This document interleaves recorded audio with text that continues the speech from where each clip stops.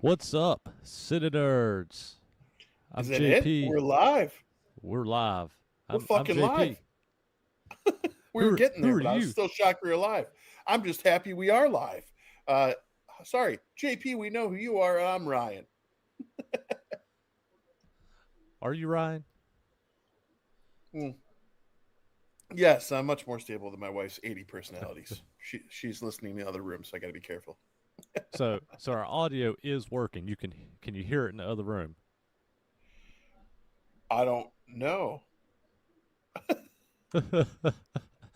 Well, I wanted to make She's in sure. the other room. She's listening to me. I meant she's not listening to Oh, the podcast. So, but she should be listening to the podcast in the other room. Megan's in the chat. She can tell us if she can hear our audio. I'm sure they'll let us know. What's up, Oh yeah, Megan? I got to go into the chat on the phone because this is a new concept. We haven't done this. We've only done this a handful of times. Yeah, we're not used to doing too many lives, and so I'm a little rusty at it, and you never can tell technical issues, don't know what it looks like, don't know what it sounds like, and I'm used to filming this stuff and then editing and making it look nice and sound pretty good. And Megan says she can hear us. Outstanding. And I see the pod, or I see the chat going there too. Hi Megan. Hi Becky.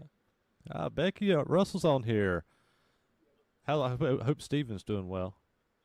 So, uh, before we get into the movie today, and I want to check something real quick. I'm sorry, this is live, and I wanted to actually check the video, see what we look like on the actual YouTube channel because I'm not seeing that. Because like I said, we never do live, so I'm trying to make sure. So before we get into the tonight's episode, as you see, we're doing this live because of all of my what I came home from tour of I can't even talk. When I came home from tour, all my stuff was gone. Like all my studio equipment, my video game systems, video games, power tools, multiple firearms were stolen out of my house. Uh, so I've recently moved very quickly into a new little place for right now, and so we literally these. And when I say everything, like all my external hard drives were gone. So like all the backup files for our intros and things like that. All of our backup all of our backups for all of our episodes I had on external hard drives. Some of the stuff I do have on my Google Drive as well backed up, but unfortunately, like the new intro and stuff like that, I've got to rebuild all this stuff. Um, Laptop gone, mic's gone, interface gone, so on. Uh, Bad situation, but I wanted to thank everyone who has donated because right now, and I'm gonna tell you guys something that I've not even told Ryan, and I'm gonna get to it, which is going to surprise him, and he's gonna be really happy. So that being said, everybody that has donated, I will tell you the dollar amount. About roughly, I don't actually have the exact dollar amount, but roughly, there's been about $3,000 donated to me to get the studio back up and running. And that being said, it lifted my spirits so much with everybody helping out, and in a very bad dark time. Like if you guys knew when I walked in my studio and saw what it looked like, my heart went to my stomach. Like I was devastated. So there's about $3,000, maybe a little bit more, but it's about $3,000 that has been donated to uh, my studio and the CineNerds studio. Um, with this, and I've told everybody I want to be transparent and post stuff as I've been getting, and I've been trying to, but I have been so busy that I have not been posting. I haven't posted anything the past couple of days. But if you've been following my Facebook, you've seen with that money I've gotten a new laptop, which is what I'm using tonight. Um, I got a new interface, which I'm using tonight, and and Ryan and I will get back to using it together when we get back to in studio and not doing lives. Also had a good friend actually ordered two new microphones for Ryan and myself. two new Sures, like my old one. Um, so this is where we're at now. About where I was with the laptop and the interface was about $2,000. I told you guys you guys have raised about a little over $3,000 for me, for us and me. Um, Up until today, and this is what Ryan does not know, um, I had to go a little bit out of pocket, not much, because you guys helped out so much. I ordered new Halo lights um, because one of our Halo lights were stolen too. I do have one, which actually is how you're seeing me now. Um, Also, one of our mic stands was gone. Why one and not all three? I don't. I have no idea. So I ordered a new mic stand, but two, I did order two new Sony camcorders for the podcast. And if you remember, right before I left for the Static X tour, I had just bought two new cameras to do a multi-angle format. So we are we are pretty much there with everything, and so I cannot thank you enough for supporting me. For what this is the stuff I use for whenever I am working in the studio with working on songs and this and that for AKC or anything else. So this is not just for the podcast. This is stuff for my personal, for my other for music, but also for Ryan and I to keep doing this. And you guys, I cannot thank you enough. Um, and to add to this too, I do have an insurance claim in. It does not look like I'm going to get anything from this. I have a meeting with them next Friday, but it's not looking like I'm going to get any kickback out of the insurance claim because there was no forced entry and the person in the house let these people in, so they are not wanting to pay. So I'm still going to fight them. We'll find out. We'll see. However, that's not what's important. What's important is get the studio up and running. I'm not worried about the power tools. I'm not worried about the video game systems. I'm not worried about, well, I'm worried about the guns, but those have been reported to the police. But I'm not worried about replacing the other stuff. I want the studio up and running and doing what Ryan and I love to do and talk about movies. So I I'm not asking really for too much more donations. If you guys have any to donate a little bit more, here and there, then like I said, I will be transparent on what I am spending this money on. And as soon as the stuff that I ordered comes in, the cameras and everything, I will take pictures, show you that hey, this is what it's got. This is what you guys did for us. So, but we still got like one more camera I would like to get, but it's not important, and I'm not going to use anything to replace anything else. I did add, a Amazon link, and I did put a new PS5 and PS2 back in that link of stolen items, but that's only there. Somebody's like, "Hey, we're going to get this guy a video game system," but that's not important to me. What's important to me is the studio, and you guys have pretty much got us there, and I cannot thank you enough. So, from my side of this, just seeing JP go through all this and seeing the way that this has dragged him through the mud, I just want to say, and I've told you in person, JP, but I want to tell our people too. You're one of the most stand-up dudes I've had the privilege to get to know in the last couple of years. Been happy to do this podcast with you. Sad to see you go through all this. Sad to see this kind of an outcome for such a good person.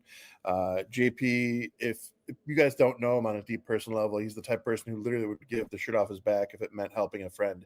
He is just somebody who is as real as it gets, as honest as it gets, and he's got a heart of gold. So like when bad shit happens to good people, I take it very personal, and I get very real fast. So the fact that so many people came to rose the challenge here to help JP, and in turn myself with the podcast, I'm also equally grateful that he's got such a great community of people supporting him. So cheers to you guys. Yeah, I can't thank you enough. So that's and I'd hope to actually get this on a Facebook Live. So, because I know a lot of times we will reach more people whenever we do a Facebook Live, but technical issues prevented us from doing the Facebook Live with this. So, I may do another separate video, kind of talking about some of the same stuff, and I'll get it posted. But I wanted to throw that out there. I want to be as transparent. I don't want to be that guy that says, "Hell, hey, we gave him all this money and he just did." No, this is what I'm doing with it, and this is what exactly what it is, and I just want to be as transparent. I think they appreciate that. And hey, Jeremy, I'm seeing you in the chat now. Well, All right, so let's we're get into some zombies. let's get into some movie here. So we both went and watched. And I watched this when the opening weekend. Me and Stitch went and watched this in the theater. 28 years later. I went opening night on the Thursday it came out, and man, all right. So before we go any further, because we are going to get into this, I just want to express to everyone, if you have not seen 28 Years Later, we're going to have spoilers here. So pause this and come back at a later time. Even though I want everyone here, I don't want to ruin a movie for someone because it is new. So just keep that in mind as we begin to discuss this. Hey, Brandy, I see.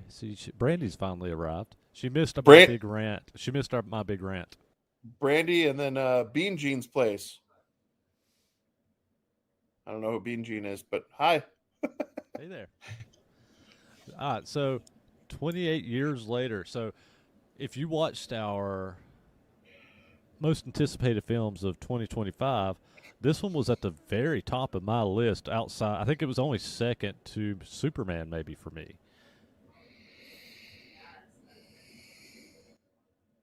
You Sorry, still I'm there, reading Ryan? the comments. Yeah, I'm reading the comments as they're coming in, trying to keep up with people since we're doing this live. So it's a whole different spin when we do it like this. Um, yeah, no, I had it in my list too. I don't know where it fell, but definitely was in there. The first 28 days later, to me, was a quintessential film in zombie filmmaking. It changed the dynamic of a zombie. It gave us the rage, if you will. It showed how a city, a country, how everything can fold in, and it brought this realness to it. There's so much emotion. Cillian Murphy did an amazing job. There's so many great actors in 28 Days Later. But I remember walking out of that theater, that movie, and somebody who was not thrilled with the movie like I was said, "God, it feels like it's 28 years later." And that was after the first film, and now here we are watching 28 years later. So, initial impressions, JP. So my initial impressions are because 28 Days Later was such a big movie for me, and it's not only one of my favorite zombie films, it's one of my all-time favorite films. So I was super excited for 28 Years Later, and I had it really hyped up in my head. So my initial reactions is unsure. That's where I'm gonna leave it. Okay, that's a fair. So here, I'm gonna say something. We're not too far off here. We're in the same vein here.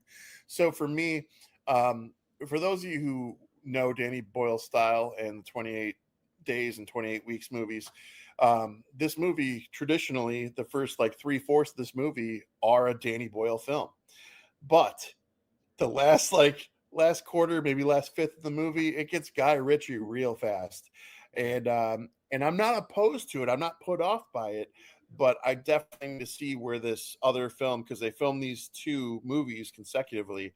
The Bone Temple will come out in January, from my understanding, and that'll give us the rest of what we're missing. That will make us maybe hopefully more sure, because I am also unsure, JP, that when the yellow mullet gang came out at the end with Jimmy, I was just like, what? I'm doing your thing now. I'm responding to people. Oh, all right. Well, let's take a second here. Uh, JP knows Bean Jean. That's Haley, and Frank's on there, and we got Linda in there. Frank and Linda both are. That's a couple. Hi, Frank and Linda.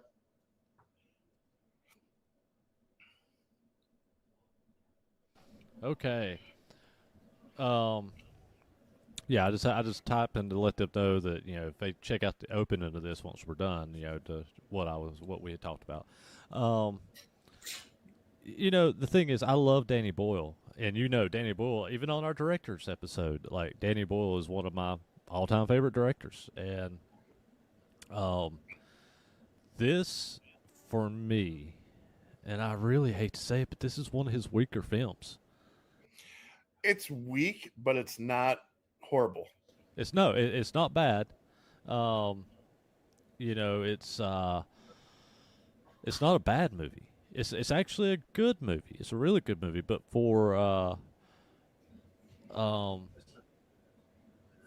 for it being a Danny Boyle film, it's his worst. I mean, when you look at Danny Boyle's catalog, I mean, you've got Train Spotting, you've got 28 Days Later, you've got Yesterday, you've got Sunshine, you've got Lock, Stock, and Two Smoking Barrels. He's got a ton of just fantastic films, and to say that this is probably his weakest or one of his weakest is not saying it's bad because he has so many great films.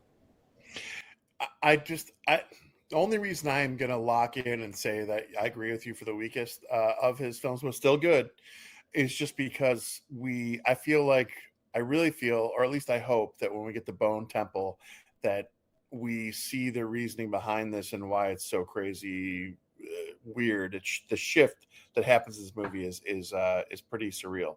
So I'm gonna start digging into this movie a little bit here. Are we ready for that? Go for it. Go for it.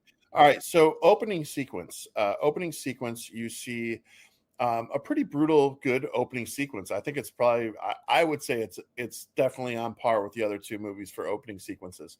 You've got a group of kids in a room who are hearing screaming outside of the room. The door's got a significant lock on it. The mom is popping in, or at least a mom figure is popping in to say, "Stay here, no matter what you hear. Stay here."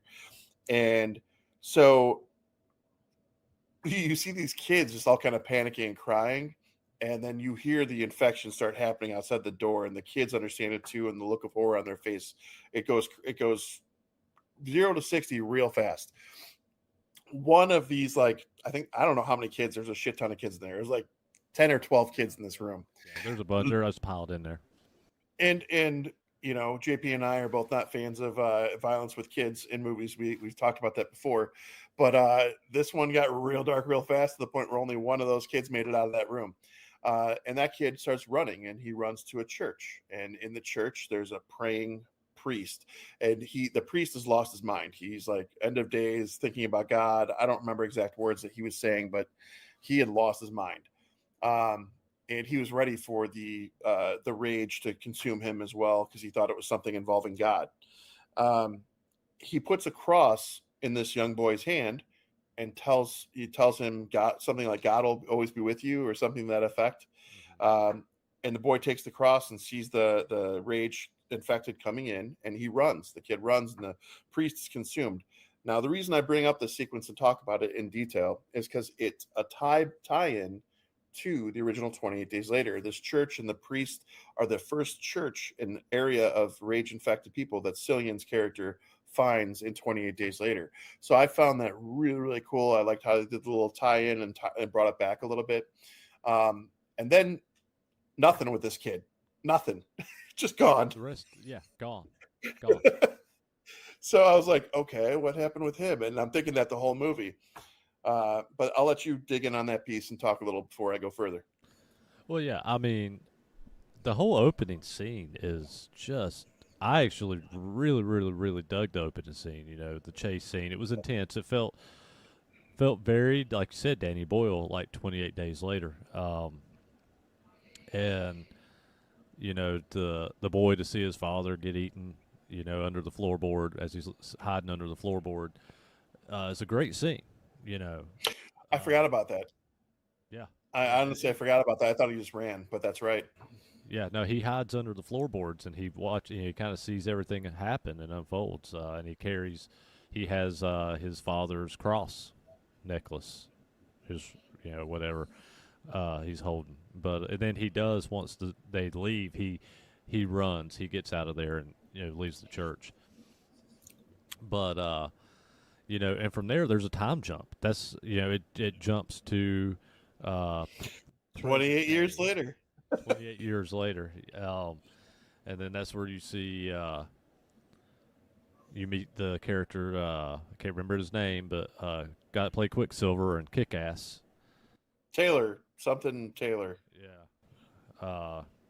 It's like Aaron something Taylor or something.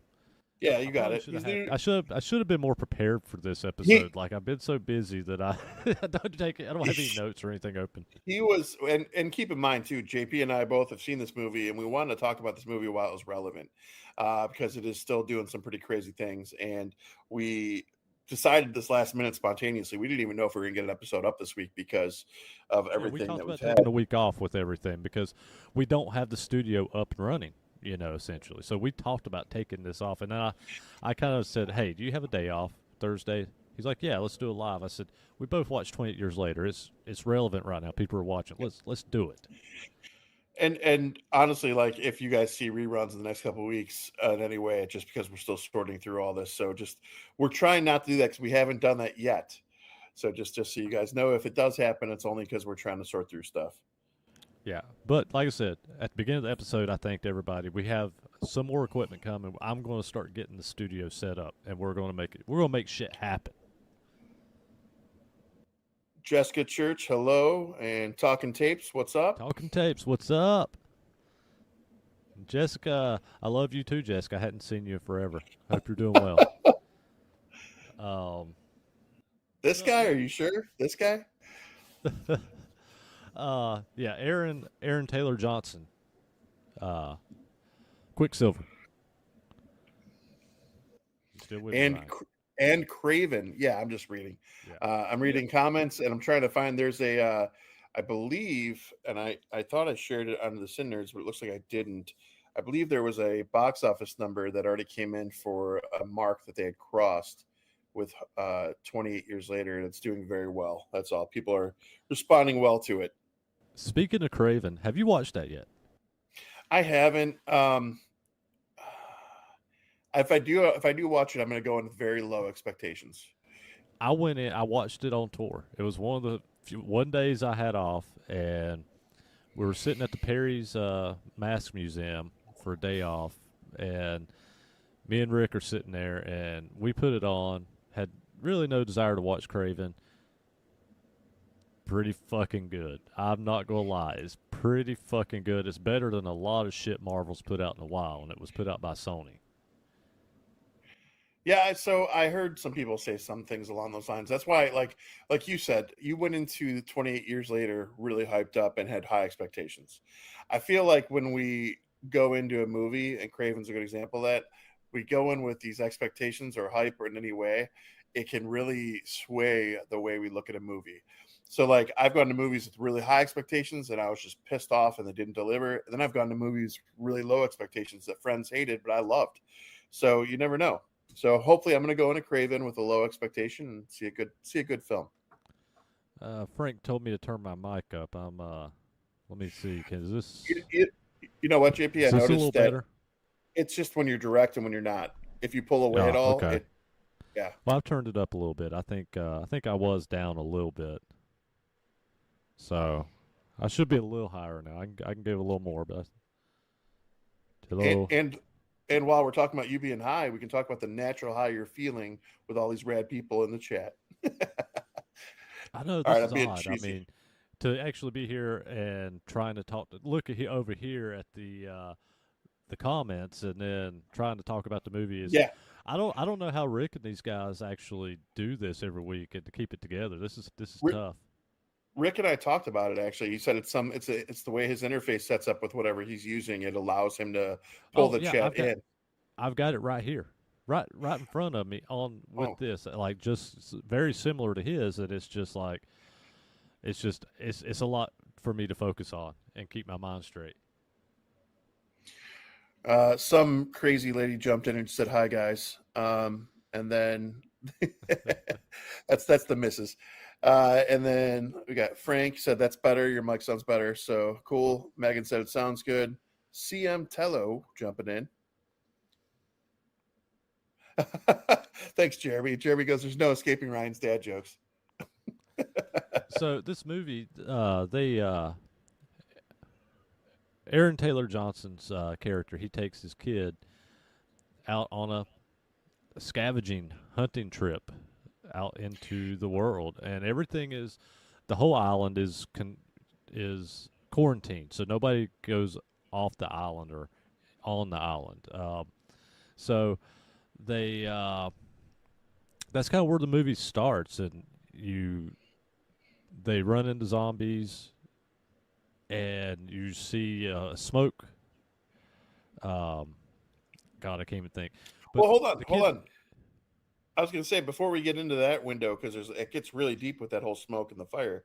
Uh, for me, this was interesting because this was a big kind of battle with Taylor's character and his son because his son was only 12, and everyone on the island was like, "Are you sure? Are you sure he's ready? Are you sure?" Because he's not.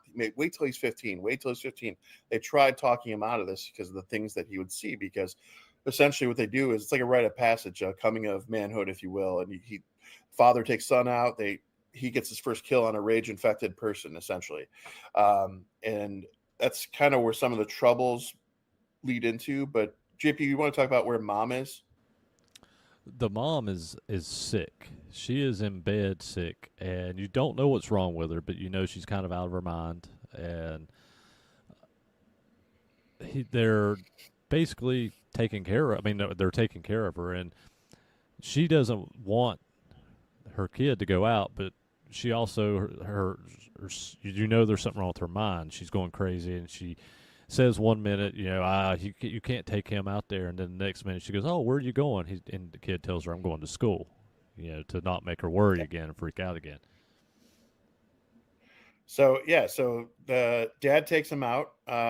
Things almost kind of go leery while they're out there, but there's two interesting points I will bring up in this. One is before the fire portion that you were referencing with the smoke. Um, they come across a infected rage person with he's hung upside down.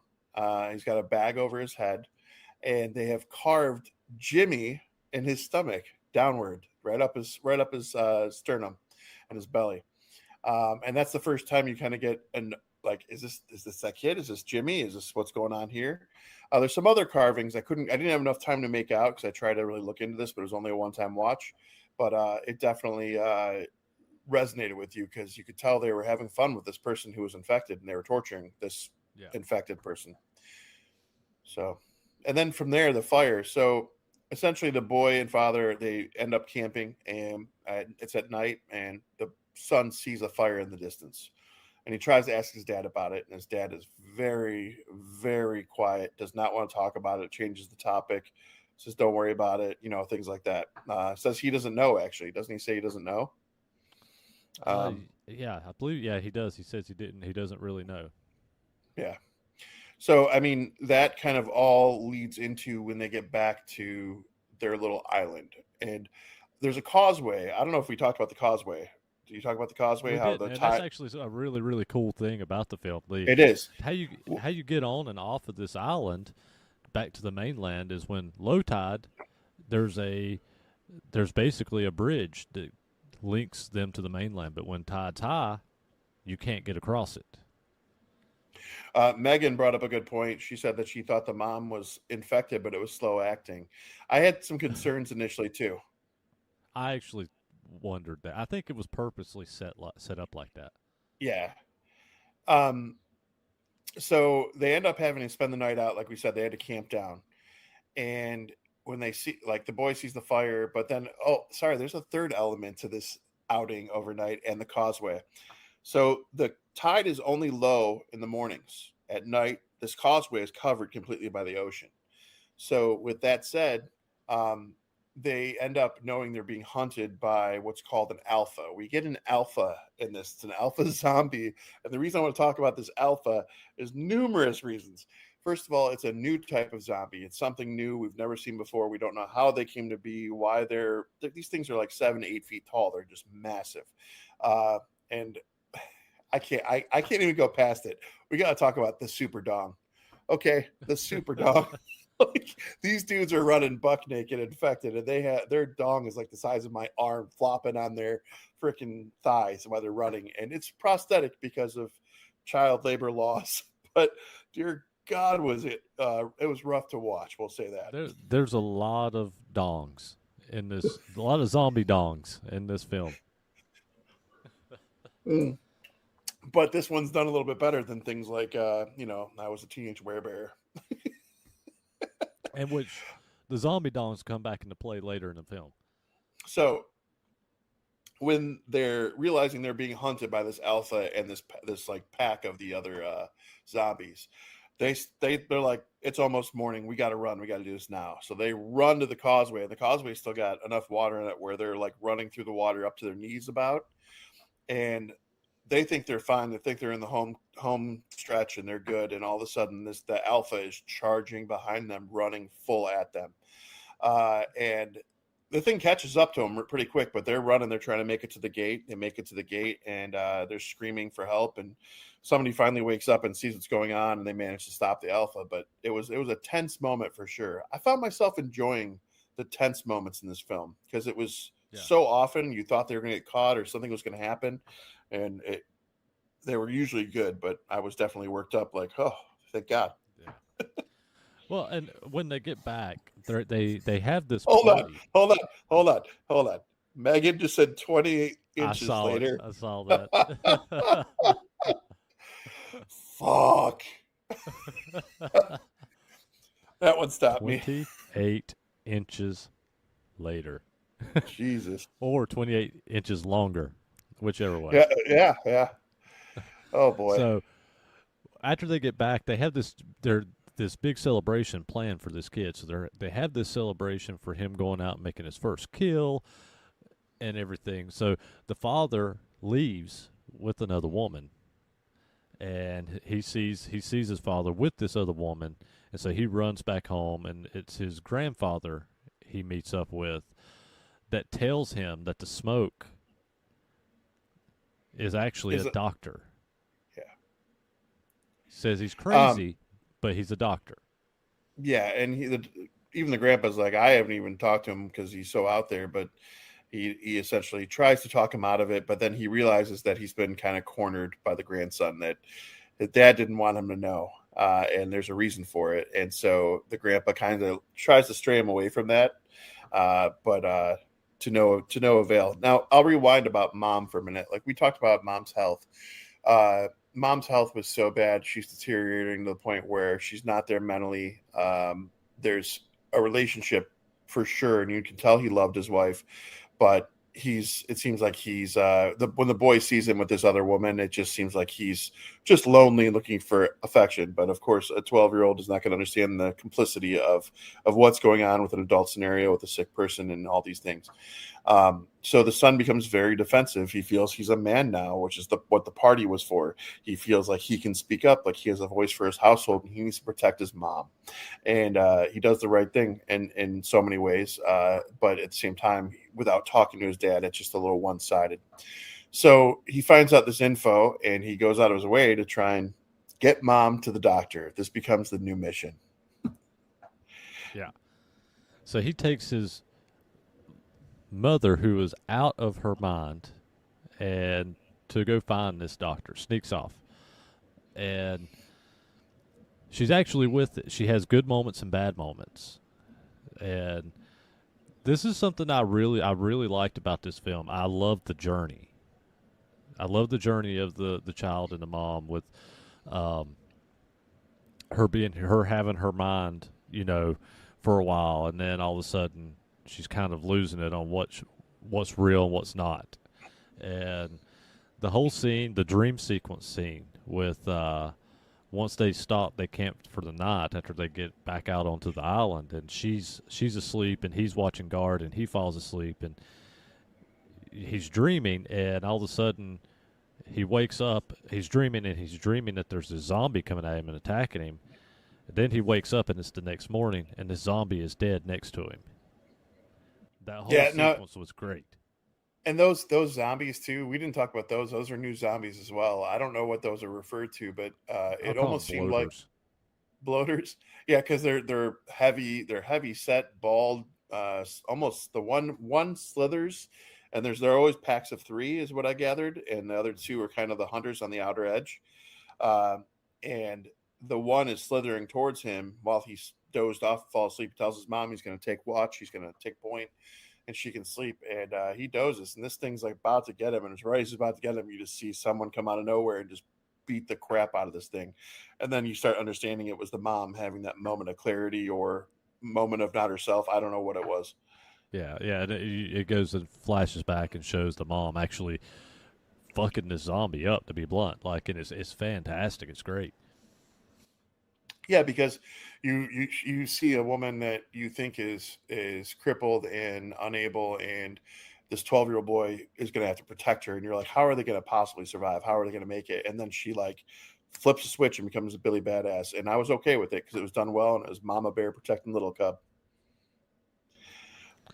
What's up, Misty? And I was laughing a minute ago. Brandy said, "Whatever you do, don't Google Don't that." Google. Yeah, I saw that too. So Have you once the have you guys Googled Two Girls One Cup yet? year, like 20 years ago, however long ago it was.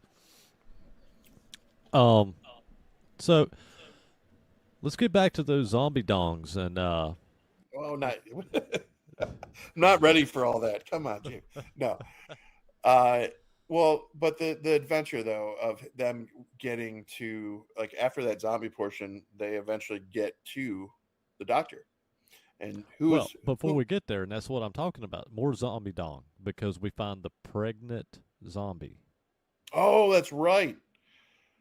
Yeah, That's that where I was was talking about more zombie okay. dong This is because kind of huge too. this zombie is a female zombie. She is pregnant and she goes into labor and delivers a baby, and they keep the baby. The mom delivers the baby and takes the baby Well, before they they keep, go before they go to the doctor but why did they keep the baby? because it wasn't a zombie. Well, that too, but also because the she went crazy after she delivered. It was a weird moment because I don't know hormones. I don't know how the rage virus works in this situation because the woman is clearly pregnant.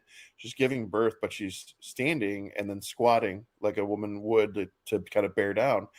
And she has a moment almost of humanity where she locks hands with the mom and they are holding hands to help her give birth.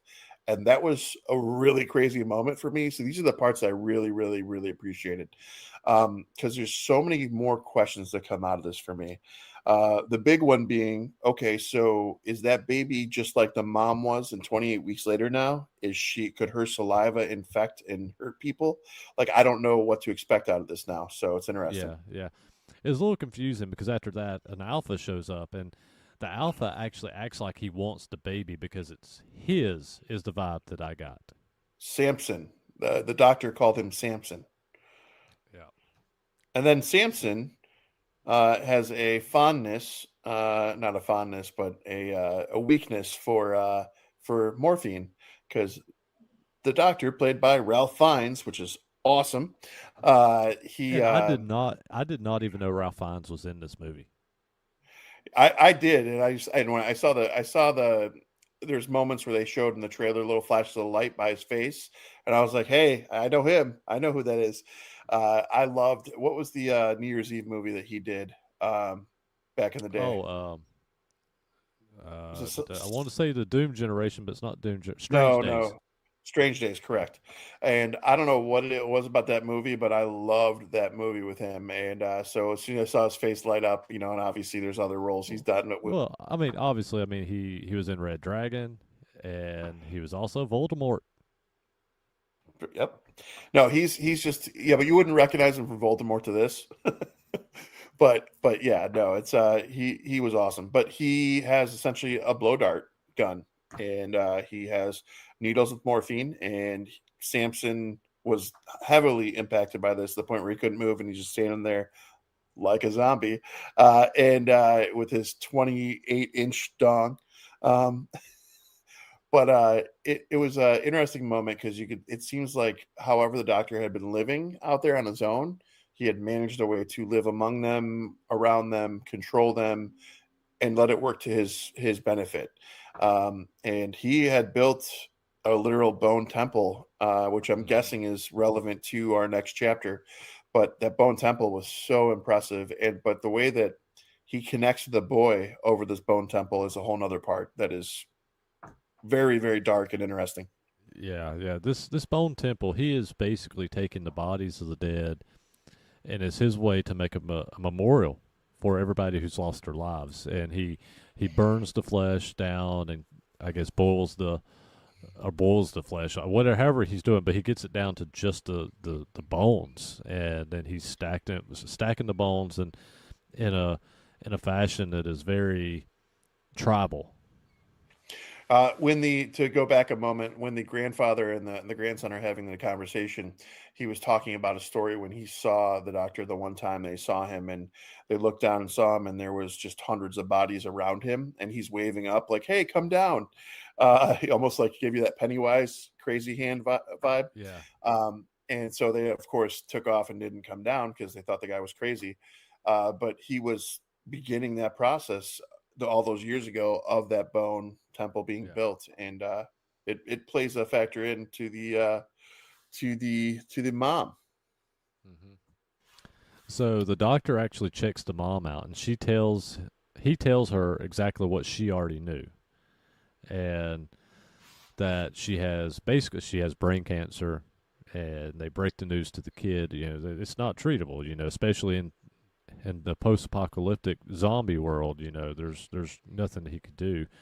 Um, and it was a very it was a strong scene. It was for me, that was one of the better scenes in the movie as well, with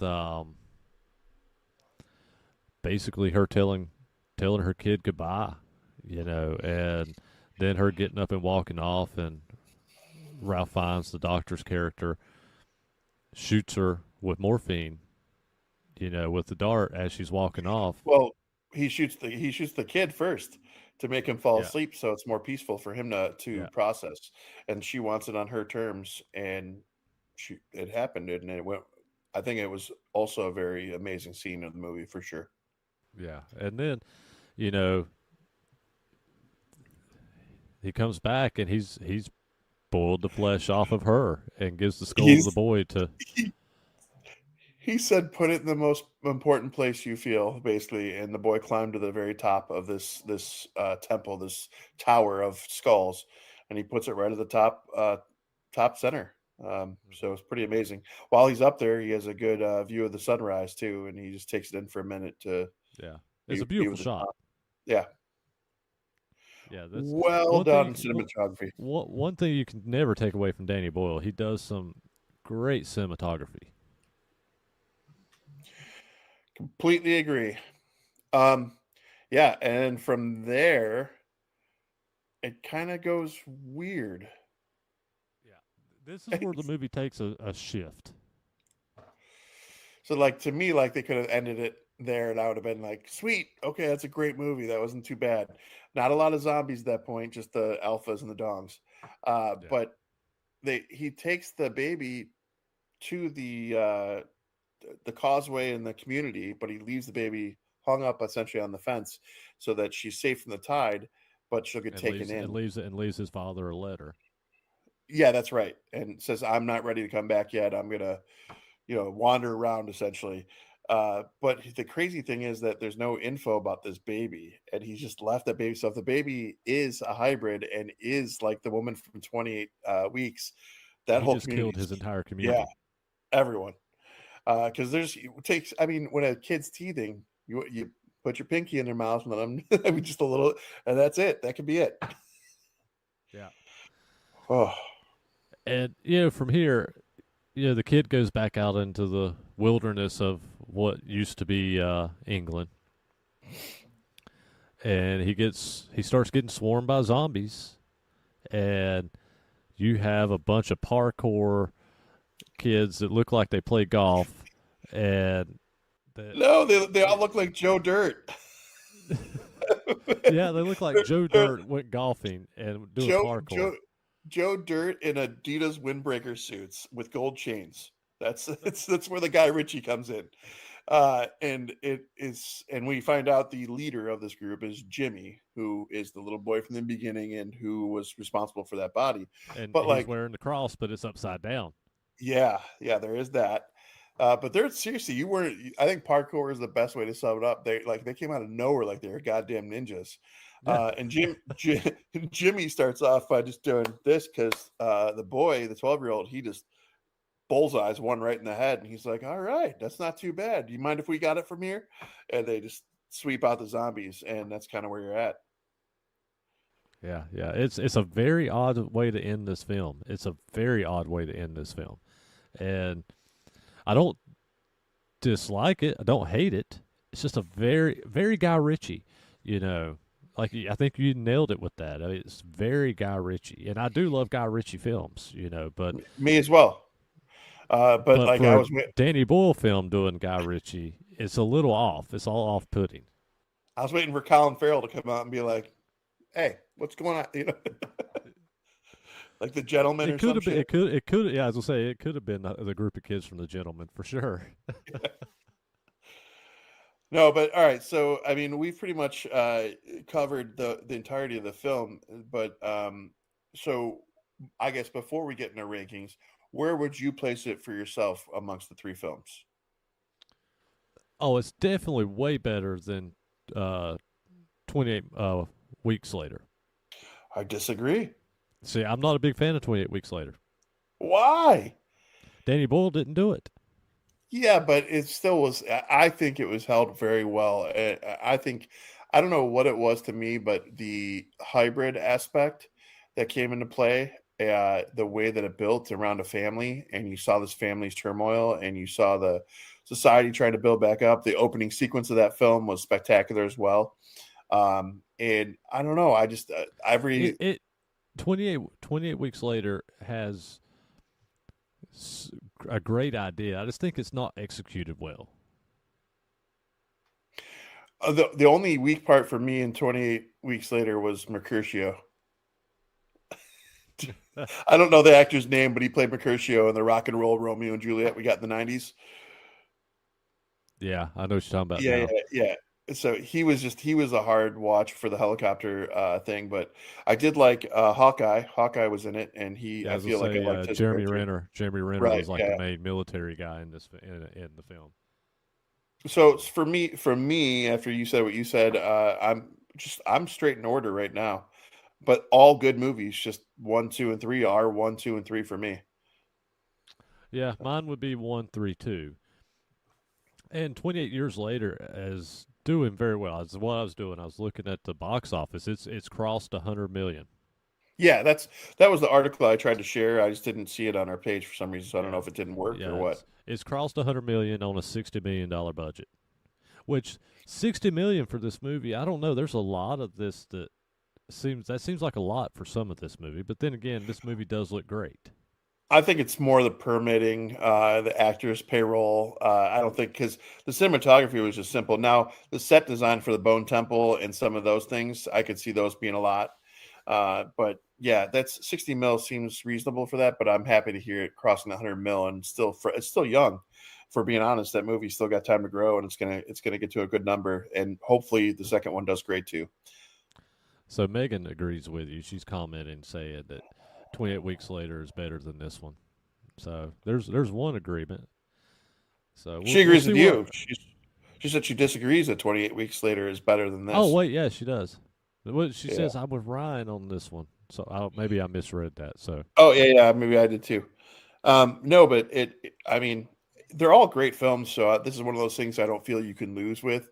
I just like that 28-year jump is definitely there's a lot to understand what happened there. There's a lot to.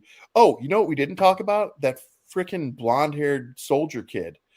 So there's a blonde-haired soldier kid that's in this movie that this is like one of my bigger complaints about the movie. Not in a bad way. I kind of liked it, but at the same time, he was annoying. So he's my complaint in the sense his character is annoying.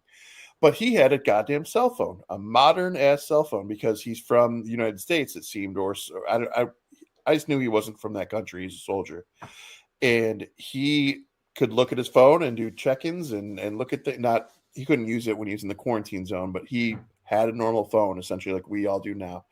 And to me, that was like, okay, so is this just Britain? Is this how the world's It moved is. on? They Is it they they they said at the beginning. It said at the beginning that it was isolated to only Britain. so that leaves me more questions about the end of 28 weeks later then, because the end of 28 weeks later would suggest otherwise. So I'm just Yeah, curious, like what all happened there. Like that's I want to know more about that. yeah. I remember at the beginning of this film. I don't remember if it was something that was said or if it was something like in a text, but it said something that it had ended up they had gotten it isolated to just England. So, but yeah, I agree. I Cool. mean, the 28 weeks later left you wondering what was going to happen because yeah, Yeah, no, but all in all, very happy with the movie. I've got a few that I'm excited that are coming up that I'm waiting to see in the next few weeks, but I'm more thinking towards Superman, January. Superman. Well, I'm behind now. I've got a built up list here. I not as much as Superman, but I want to see Megan 2.0. I Okay, want to see F1, which I had no interest in seeing F1 at all until I saw the trailer, and now I can't stop thinking F1 about the looks damn thing. yeah, it looks pretty good. Which, by the way, trailers don't sway me usually to like a movie if I'm just not interested. That was the first trailer that literally swayed me because it was so well. And I guess they invented specific cameras for that movie. Um, but that said, though, I love the idea of that one. What else just came out? Something else just dropped. The new Jurassic Park, and then we've got Fantastic Four and Superman coming. So we've got Yeah, quite the stretch coming up. yeah. There's a lot of good stuff coming out, and Superman's at the top of the list. Fantastic Four, I'm pretty psyched about, and so, but it's we'll see. But definitely Superman. I mean, that comes out what next week. Yep, So yeah, I'll yep. definitely be at the movie theater watching that. So, oh yeah, well, Megan's talking about Spaceballs in 2 years. So but that was 2 years away. So we got a while for that one. I think we should do squares. We should do squares for if Mel Brooks makes it to the premiere of Spaceballs too. Uh, we'll do ratings. Sure. I guess we both picked this. So rock, paper, scissors, shoot. Rock, paper, scissors, shoot. This is a work like this when we're live. I can it's off and you can see what I'm picking before I pick. Yeah, I'll just go. So for me, same feelings as JP here with the unsure. There are a lot of awesome redeeming qualities with this movie. There are a lot of great points, a lot of amazing character development. Um, I really would have liked to see a lot more zombies, if I'm being honest. I know we understand there's already a zombie outbreak, and I understand we've gotten so far along, but I would have liked to see some more. And not the alpha dong zombies, just regular old zombies. Um, but again, I'm not gonna review bomb as I keep hearing lately the phrase this because I don't know what number two has in mind. The Bone Temple should bring something more magical, so I'm gonna go with a 3-5 here. 3-5 nerds from Ryan. Okay, so we're pretty close on this because I think that this movie is beautiful. I think it's great, but again, like I said, it's one of the Danny Boyle's weaker films. Doesn't mean it's not good. Love Danny Boyle films. It is a good movie. It's worth seeing. I think it's worth seeing in the theater.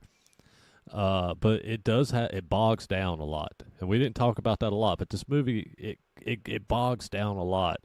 But and like you said, one thing it could have fixed that would have been more zombie attacks, more zombies, um, or just more of something because it gets bogged down.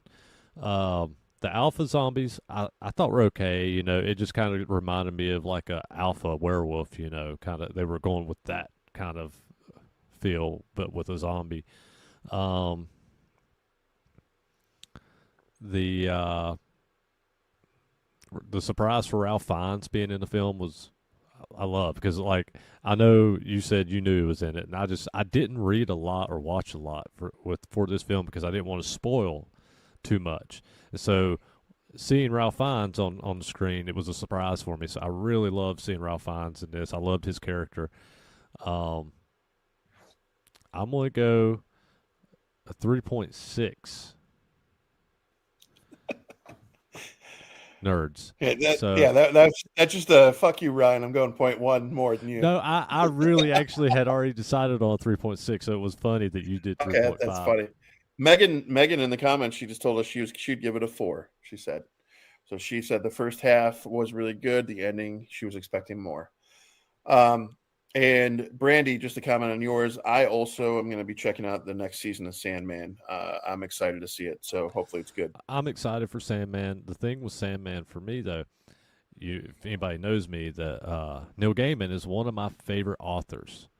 But with everything that's happening with him now, like I'm having a hard time accepting, like even admitting that he's one of my favorite authors. And I love his movies. Obviously, you got Coraline, you got Sandman, you've got Good Omens, you've got American Gods, you got all the, and even Doctor Who episodes. You've got so much of this cool shit that he's done, and um, I'm not going to dive in if you don't know what was going on with Neil Gaiman, but there's some sex trafficking things and stuff of that nature that has went on with him and his wife, and it's become a hard thing for me to. I don't know. I want to watch Sandman, but I'm so torn because of what's going on with him. So I have a weird take on that, and my take is kind of I should just call it the Spacey take. So Kevin Spacey, we all know what all happened with him, and he was in an excellent show at the time called House of Cards. When House of Cards hit Netflix, I was watching this thing and I thought it was genius, and it was a great mirrored reflection to actual politics because of how cutthroat things get, the things we don't know about behind the scenes, the level of horrible things that happens in the political world.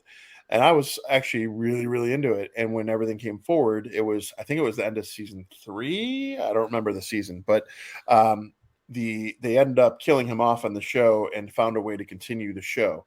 And the reason I'm a fan of that concept, which I know they couldn't do necessarily with Sandman because of copyrights, but you got to think like it's not just one person might have the issue, but we're talking about like depending on the cast, the production, we're talking like anywhere from a couple hundred to a couple thousand people that could be let go or lose their jobs Yeah, because of something like this. So it's so much bigger than just saying I don't want to watch because of this person when I know it's impacting others and I feel like there still might be a quality product here. Now, had Kevin Spacey stayed in the show, I would have had a problem with that. I wouldn't have been able to watch the show in that regard. That would have been a little rough. But the way they went about it moving forward, all day. yeah, yeah.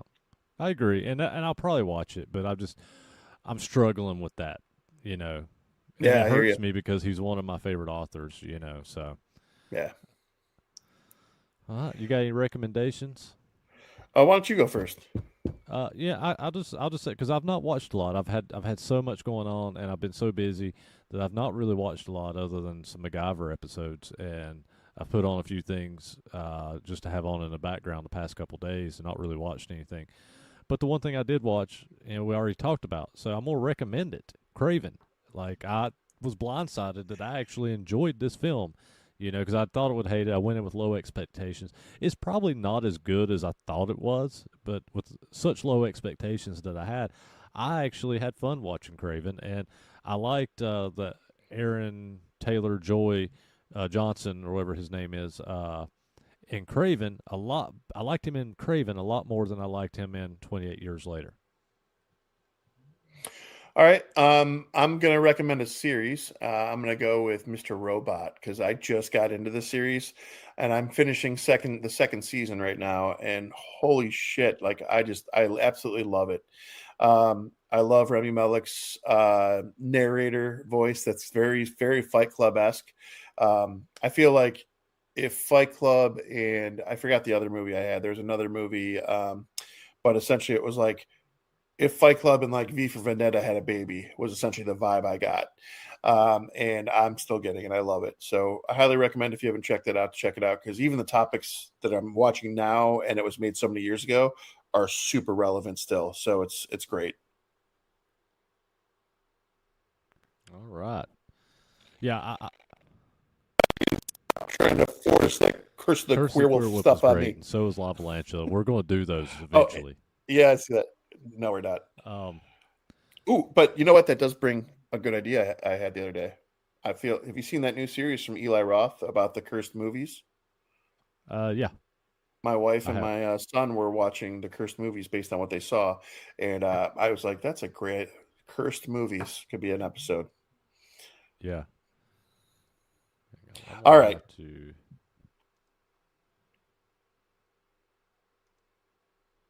uh, talk for me. my earbuds are doing something weird. talk, talk, talk. Yeah, there we go. Talk, talk, I'm talk. gonna have to take my earbuds out.